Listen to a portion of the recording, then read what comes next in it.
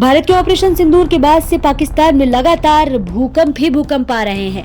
भारत ने पाकिस्तान पर ऑपरेशन सिंदूर के तहत पहला हमला 6 से 7 मई की रात किया। इसके बाद 9 से 10 मई की रात पाकिस्तान के जवाबी हमले के बदले उसके 11 सैन्य ठिकानों को तबाह कर दिया गया था। इस दौरान अंतर्राष्ट्रीय मीडिया में चर्चा थी कि भारत के हमले से पाकिस्तान के परमाणु ठिकानों को भी नुकसान पहुंचा है और वहां से रेडियो एक्टिव विकिरण लीक का खतरा है। हालांकि इसकी पुष्टि किसी भी पक्ष से नहीं की गई।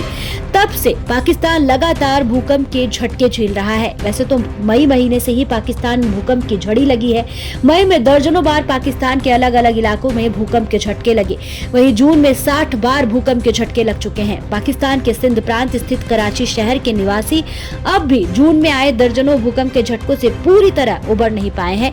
एक महीने में करीब 60 बार मध्यम से कम तीव्रता वाले भूकंप आने के कारण शहर के लोगों में डर और मानसिक तनाव स्पष्ट रूप से देखा जा रहा है।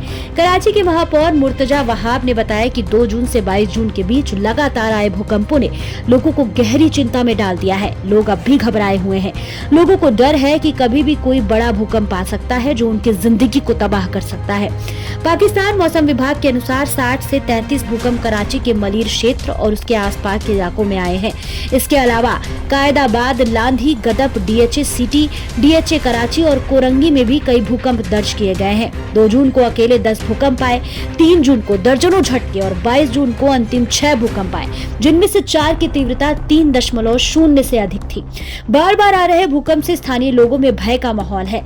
लांधी में कपड़ा फैक्ट्री में काम करने वाले जहीर उल हसन ने 2 जून को आए 3.6 तीव्रता के भूकंप को याद करते हुए कहा, हम ही जानते हैं कि हमें कैसा महसूस हुआ। हमें जमीन का कंपन महसूस हुआ। ऐसा लगा कि कुछ बहुत बुरा होने वाला है।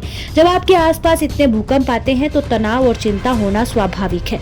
वहीं स्थानीय निवासी फैजान कादरी ने कहा कि लगातार भूकंपों का लोगों के मानसिक स्वास्थ्य पर गहरा प्रभाव पड़ा है। मलीर निवासी निगहत खान ने बताया कि चाहे दिन हो या रात, जैसे ही झटका महसूस होता है हम अपने परिवार को लेकर घर से बाहर निकल आते थे। हालांकि इन भूकंपों में किसी के हताहत होने की सूचना नहीं है, लेकिन लोगों की मानसिक स्थिति पर इसका गंभीर असर देखने को मिल रहा है। भूकंपीय गतिविधियां 22 जून के बाद शांत हो गई हैं, जिससे कुछ राहत मिली है। पाकिस्तान में भारत के ऑपरेशन सिंदूर के बाद से आखिर बार भूकंप क्यों आ रहे हैं? क्या पाकिस्तान के परमाणु ठिकाने में कोई हलचल हो रही है, इसलिए ऐसा हो रहा है? आइए आपको विशेषज्ञों की राय भी बताते हैं। मुख्य मौसम वैज्ञानिक अमीर हैदर लेघारी और समुद्री भूवैज्ञानिक आसिफ इनाम ने लोगों को आश्वासित करते हुए कहा है कि कराची में बड़े भूकंप की संभावना बहुत कम है। कम तीव्रता वाले झटके पृथ्वी की फॉल्ट लाइनों पर जमा दबाव को धीरे धीरे कम कर देते हैं, जिससे बड़े भूकंप की संभावनाएं घट जाती हैं। हालांकि उन्होंने यह नहीं बताया कि ये भूकंप अचानक क्यों बढ़ गए।